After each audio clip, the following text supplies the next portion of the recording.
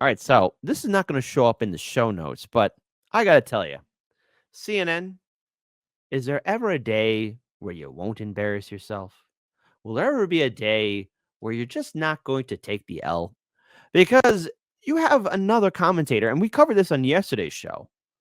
No, to be more precise, on Friday's show. CNN still realizing that they have to carry the L of all the times they defended Joe Biden. Because now they have the audacity to say that Joe Biden made accomplishments in the Middle East that will stand the test of time. You heard me correctly. Hold on. Please, everyone calm down. Don't spit out your coffee if you haven't done so already. CNN panelists made a statement that Joe Biden's accomplishments in the Middle East will stand a test of time. Now, I didn't get that memo. I'm pretty sure Jimmy Dore didn't get that memo. I'm pretty sure Due Dissidents or INN or RBN didn't get that memo. Matt Weinglass, Craig Jardula Pasa, did you get the memo? Fiorella, did you get the memo? Sayabs, did you get the memo? JB's our main man. Did he get the memo? No, none of them got the memo. You want to know why? Because Joe Biden never made any accomplishments in the Middle East. From the disastrous, ongoing, horrific crisis that's happening in Gaza to the quote-unquote ceasefire in Lebanon to the absolute destruction that's happening in Syria. Oh, and hey, potential conflict between Israel and Iran. Stay with me, folks, especially all you beautiful people in the back as we end 2024. What could possibly go wrong? But hey, let's all sit down and watch CNN, or at least this one CNN panelist, take an L and instantly regret it. I think he showed up for the job. He got the work done. I think some of the accomplishments also in the Middle East. What accomplishments? Hold on. You heard that right. Say again, lady. Say again. Got the work done. I think some of the accomplishments also in the Middle East and foreign policy will also stand the test of time. You think the Middle East is in better shape today than when he took office? Hey, folks. Is the Middle East better today than before Biden took office? Type 1 for yes, Kit. He brought peace and love. Type 2, are you serious with that question?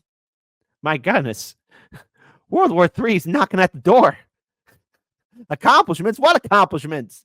All I see is smoking craters. I wonder how many twos will be in the chat. Well, I think he got our hostages home. I think that's a big deal. I think it's important. I'm sorry, which hostages? He's gotten a number of people home. He was able. There's still 100 people over there. Well, hostages. I don't think we're ever going to find those people. What happened to those hostages? I mean, that was kind of important. Gaza's a moonscape at this point. If there's a standing building in Gaza, that's a miracle. There were more than including some Americans. Look, I think he's gonna leave office in disgrace. The Hunter Biden pardon was disgraceful. He's going to be remembered largely for inflation and for the disastrous Afghanistan pullout. And I think as we continue to, we're just getting the first draft of this now, but as we continue to learn about the massive cover-up that went on, not about his health, but about his mental acuity, to cover that up, the efforts that were undertaken by the White House staff, by his family, not in the last couple of months, but for all 4 years, I think it's going to be a really ugly chapter. It's a diminished presidency because of it. And I think we still don't know the full extent of what they did to try to hide what they've been doing over in the West Wing. Yep. And we have to look at this legacy. All right. And I don't mean to keep bringing this up, but I was reflecting on this not only after Friday's show, but on Saturday and Sunday too, of just how insane and incompetent and willfully abusive and negligent, I would have to say at this point, for our entire media, as well as the entire vote blue, no matter who sphere. And we need to remember the names of all these people that were saying, oh, if we don't vote for Biden in 2020, Trump's going to destroy this and Trump's going to do this. All these people went to bat for a guy who was not there mentally, okay? And for me, I look at this as not only elder abuse, but I look at this as abuse towards an entire nation, because these 4 years, there was no one commanding the ship. We had no effective leadership. Hell, I don't even know what the term president of the United States even means anymore. Even if it's an office, it should be respected, because of the amount of incompetence and corruption that we've been seeing these past decades. And the Biden administration is the avatar of that, okay? You have a president who didn't know where he was at. You had a president that had good days and bad days because he didn't know where he was at. He had handlers who didn't even ask him questions or inform him on things. But yet the media said, oh, this is the best Biden we ever had, right, Joe Scarborough? Because those are words you said, BSDNC. And I remember so many people who had influence over social media on YouTube, Twitter, Facebook, Instagram, all these platforms having the audacity to talk down to you and me and everyone else in the independent media sphere that we didn't know what we were talking about. Everybody knows about it. Everybody sees it. Everyone in my live stream audience knows the symptoms of what it looks like or what it is to see a person suffering from mental decline, Alzheimer's, dementia. Joe Biden fits the profile. And yet so many people of power and influence want to dictate terms and control a narrative. Well, we here at Heartland's Media didn't believe that, not one single bit. And it cost a lot of us in independent media, a lot of our ability to reach out to you, our audiences. And yet somehow CNN has the audacity to say this. You have one person saying he's made accomplishments. There's an ongoing genocide happening in Gaza. There's conflict in Lebanon, Syria, potential conflict with Iran. No, not potential. There is ongoing a proxy war. Great. More madness and insanity. Instability in Afghanistan. How much more do we need to keep on shining a light on just how incompetent the Democrats were? All these people who, quote unquote, made a name for themselves as progressive heavyweight champions. Remember their names. Remember outlets like TYT or Sammy Boy Cedar or Kyle Kalinske. All these people. And then, of course, you had the influencer crowd on X, Twitter at the time. No. Here again, accomplishments. What accomplishments? I think he showed up for the job. He got the work done. I think some of the accomplishments also in the Middle East and foreign policy will also stand the test of time. You think the Middle East is in better shape today than when he took office? Is it? The answer is no. But even then, this president, Joe Biden, I want to make it clear. I have no sympathy for the man. I think I find it appalling what his family's done to him and what he thought was correct to do. Because this person, Joe Biden, has been on the wrong side of history. He was against busing and desegregation. He didn't want his white kids to be with black kids. I mean, come on, all this talk of Biden being a civil rights advocate.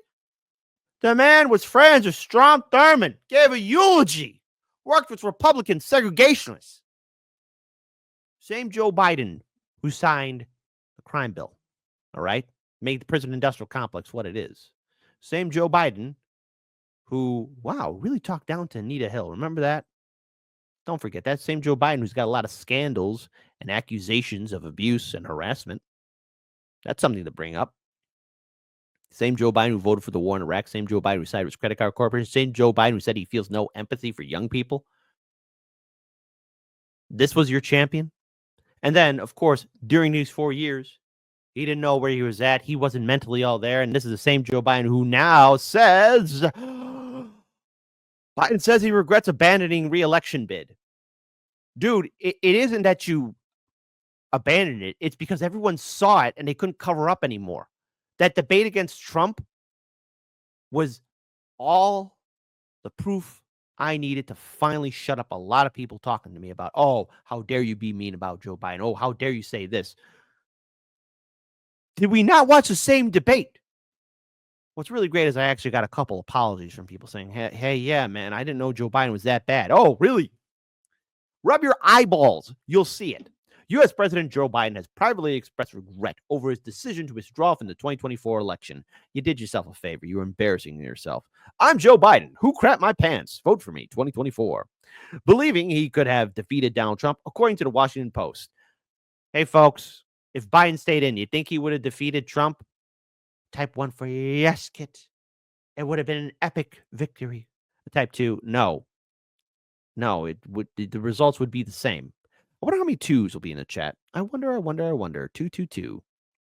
The president has also acknowledged missteps in leadership. Oh, really? Including policy decisions, communication challenges, the paper reported on Saturday, along with some of his aides. Biden feels he should have stayed in the race despite the challenges that prompted his withdrawal, the article claims, citing White House sources. According to the news outlets, these sentiments have surfaced in recent private conversations.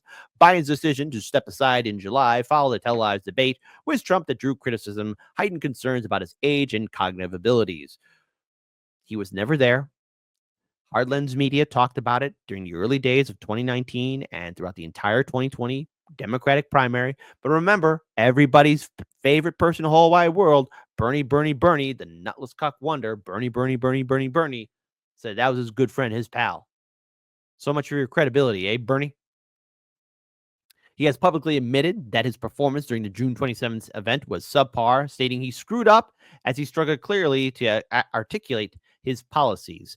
They didn't give him a proper dosage of the brain medicine, or either that, the brain medicine has finally reached its limit. Limitless, like the movie. This decision cleared away for vice president. Cleared away. No. They put Kamala in there. She was probably holding on to the door like, no, don't put me out there. To become the Democratic nominee. She was subsequently defeated by Trump in the November election. That was a foregone conclusion. It was over. Kamala didn't have what it takes. It took her campaign 45 days to put policy issues on her campaign website, and whoever coded the damn thing still had Vote Joe Biden 2024 in the code. Unless I'm being mean for no reason. Maybe I am. I don't know. I'll choose to be mean. I'll choose to be mean. In addition to his regrets about withdrawing, Biden has privately expressed dissatisfaction with his choice as Merrick Garland as Attorney General. He has voiced frustration with the Department of Justice perceived delays in prosecuting Trump. Oh, yes, the legal lawfare going after Trump is stupid. According to sources, Biden believes that if the Justice Department had acted faster on allegations against Trump, ranging from his attempts to overturn the 2020 election to mishandling classified documents, it could have led to politically damaging trial before the election. No, it would not have. Okay. None of these trials to hurt Trump were ever going to go anywhere because they were pointless, wasteful, stupid, and distraction. And all what they did was boost up Trump. You gave Trump more power, not less power. Biden also criticized the Justice Department under Garland for its aggressiveness in investigating his son, Hunter Biden, the media reported, citing unnamed sources. Continuing on, Hunter Biden was convicted in June of lying about his longstanding drug addiction when purchasing a handgun. In a separate case, he pleaded guilty in September to multiple tax offenses, with sentencing scheduled for this month. On December 1st, Joe Biden pardoned his son despite previously pledging not to intervene, arguing that Hunter had been prosecuted selectively and unfairly due to their family ties. These revelations come amid broader allegations by Biden on his presidency. Earlier this month, he admitted to certain missteps, including the decision not to place his name on COVID-19 relief checks, which he believes causes the administration's recognition for its economic efforts. In a recent podcast, the president discussed challenges posed by the evolving media landscape. He noted that proliferation of information sources have made it difficult to effectively convey his administration's accomplishments in an environment where audiences often choose that aligns with their perspectives, or either that maybe no one was buying your BS, Biden. Anyone consider that for a change? And that everyone saw just how pathetic this administration is. Yet all the time, we hear the same thing. The economy, abysmal under Biden. Our infrastructure falling apart under Biden. We got airplanes and trains falling apart. You have natural disasters. You have the people of Lahaina suffering still. The people of East Palestine, Ohio, suffering still. You have the people we got recently hit with major hurricanes. Talk to the people in North and South Carolina, in Georgia, in Florida, everywhere else that's been affected by these hurricanes. Oh, nothing but utter silence by Biden and his administration. A potential world war happening under Biden's watch. That's even if he's watching or maintaining it. I'm surprised that this article was even able to get coherent sentences from sources saying that Biden allegedly said this. So how do we end this? How do we end this segment? Because the thing is, the Biden administration forever, in my mind, will be a joke. And it should be viewed as you as a joke. A very scary joke. With a harsh lesson. So at least let's end it on a humorous note. Folks, sometimes when I log on the internet, I see something and I say to myself, who did this? Who did this and why? Be nice. Everybody, if you laugh at this, stand up and go visit the White House counselor right now. So is Kamala doing okay? Nope. She's down, Joe. I think they found out that she's retarded. And now we're basically fucked. Trump is killing us at the polls. So yes, we're going to lose Joe. Damn it. Wait. What if I come back to run again? As candidate? Yeah. Well, let me put it this way, Joe. The only person in this world who is even more retarded than Kamala Harris is basically you. So no, Joe, on, man. you're Just not going give back. another yet. shot. Let's let it all play out. Okay. We'll talk later, Joe. Okay. Women looking fine up in here.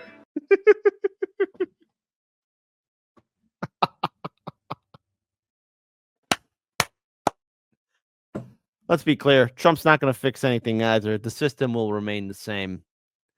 But this serves as a lesson, folks. We had an incompetent president, but it's for all of us to see. Have we had idiot presidents before? Yes.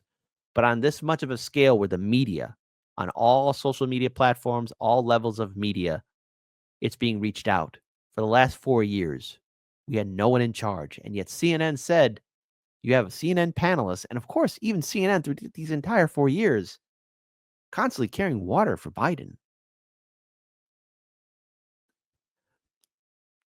I understand, CNN, that you're a corporate media outlet and that it's impossible for you to really tell the news.